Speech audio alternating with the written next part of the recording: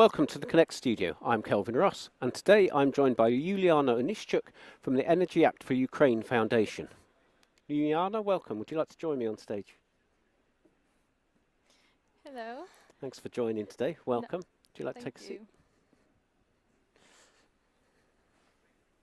you. Yuliana, you are the founder of the Energy Act for Ukraine Foundation. Could you start off by telling us a bit about the foundation and why you started it and what it does? Yes, I started the foundation as the response to the war in Ukraine. The foundation was founded in March, and we have two branches. One is in Kiev in Ukraine, and another one is in Poland, in Gdansk. So both are operational and both receives funds and help Ukraine. For me, a foundation was the most obvious and decision in my life when the war started. I was working in energy field for many years, around 7 years in renewables and electricity and gas. But since the 24th of February, I felt that I can do much more, and I want to have a real impact to see where the donations go and how we can help. So the idea of building solar power plants with the storage systems, what we do, came to me in April, and I just started to do things. And you said you're based in Kyiv. Just before we get into what the foundation does and what its objectives are, just on a day-to-day basis, trying to do business, trying to run a business in a city that's under attack, what is that like? It really depends on the time. So if you're asking about spring or now, it will be really different. But we do work under intense pressure. But people get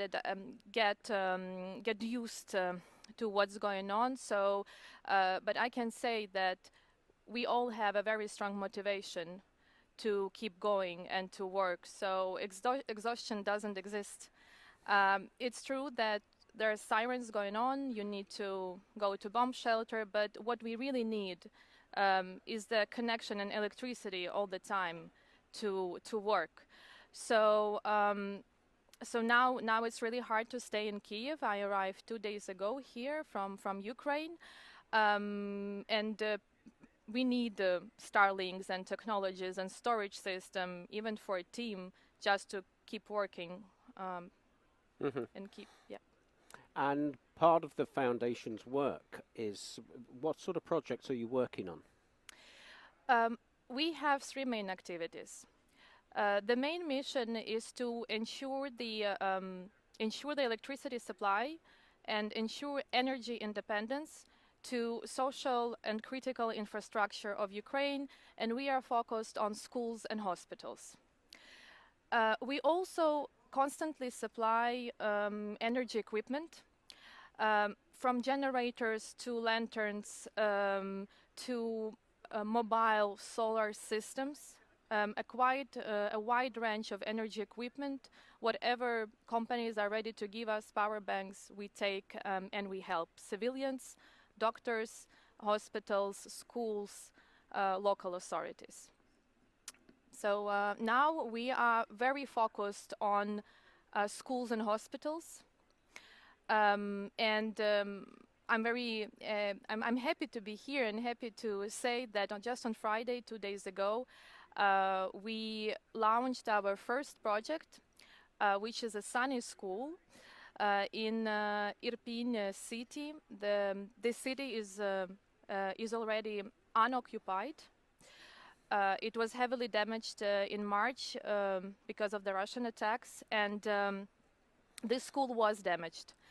But it was restored by other non-profits, and we built solar power plants with the storage systems for this particular school.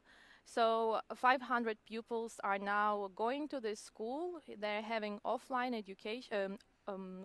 education, and they have lights because the system is operating. So that system, you said it was solar and storage? Exactly. So that enables the school to run completely autonomously. So even if there is a power cut-off blackout to the wider city, the school can still carry on. Yes. Um, I would say that the school is partly autonomous because our aim was to ensure at least the most critical classes, computer classes, bomb shelter, some lights, outdoor lights, to be connected to schools. To schools. So it is a 20 kilowatt capacity solar power plant with the same capacity of storage systems. And we hope that depending on the consumption, um, if there are outages, and now we have 10-hour outages, some regions of Ukraine staying for 3 days without electricity. Um, Almost 6 million Ukrainians do not have electricity right now when we are sitting with you and talking.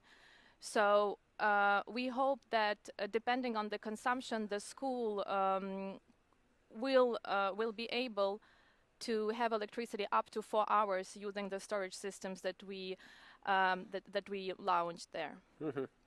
And these systems, the solar system and the energy storage system, where did they come from? How did the foundation go about getting that equipment? Was it donated, or is it money donations? Mm-hmm.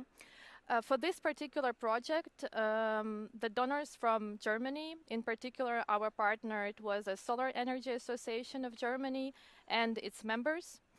They gave us equipment, which is the solar panels came from Q cells, inverters were donated by SMA, batteries were donated by HOPEC.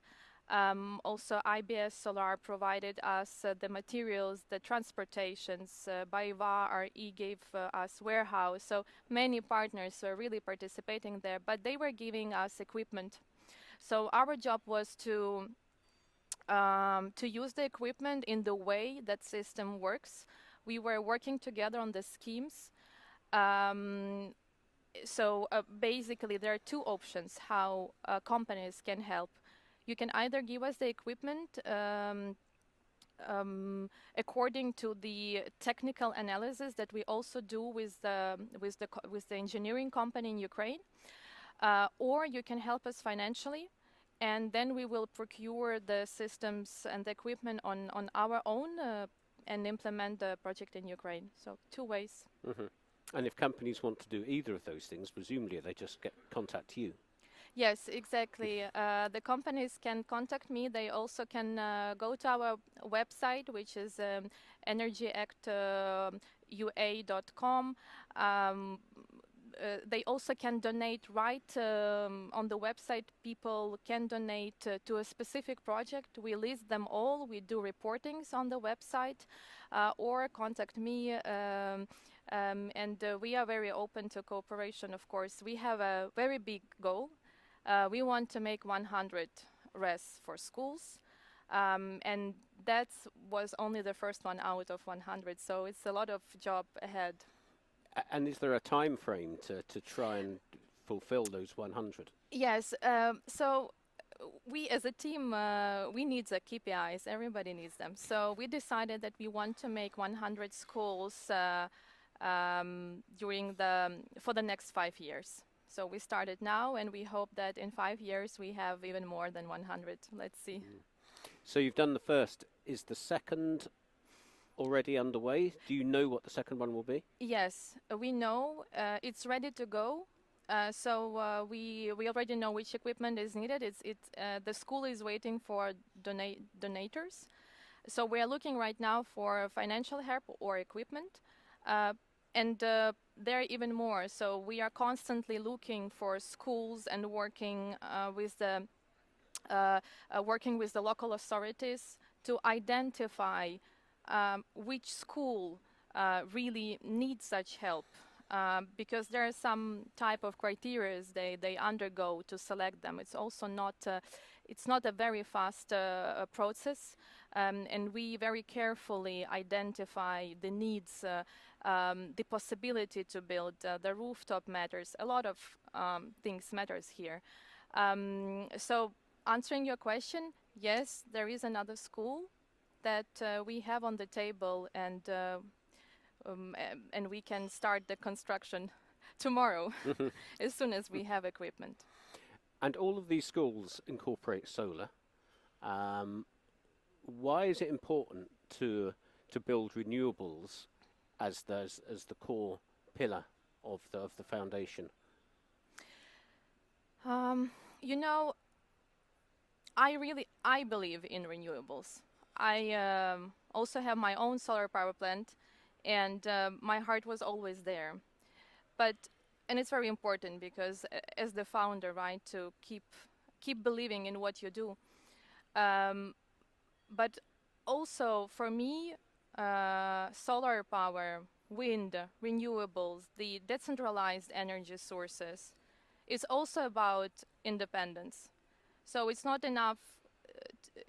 We have to be energy independent, not only as Ukraine as a country, but also locally. Every family can be energy independent, and I think that this is the path we should follow, considering that almost 50% of energy infrastructure in Ukraine right now is damaged.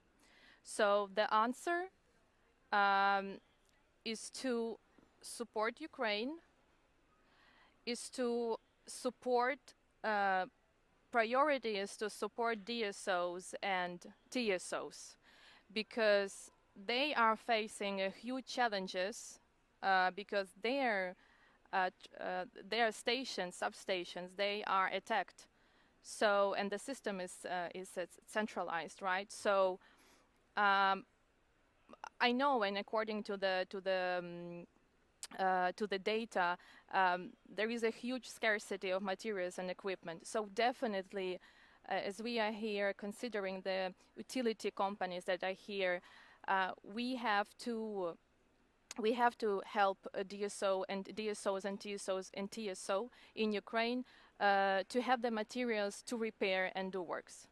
This is a number one priority for me. A second one is, of course, to help locally.